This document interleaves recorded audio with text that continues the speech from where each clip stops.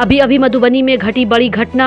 बेखौफ अपराधियों ने एक युवक को बुरी तरह मारपीट कर उसका हाथ तोड़कर गोली मारकर सड़क किनारे फेंक दिया। घटना रहिका थाना क्षेत्र के नाजिरपुर गांव की है। घटना के दौरान अपराधियों ने कई गोलियां भी चलाई, जिसमें आसपास का इलाका थरथरा गया।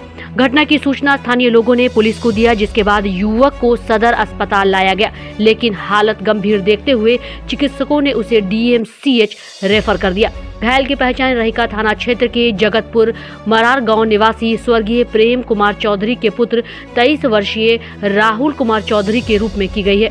वही घटना स्थल पर कई गोलियों के खोखे पुलिस को मिली है। पुलिस पूरे मामले की छानबीन कर रही है।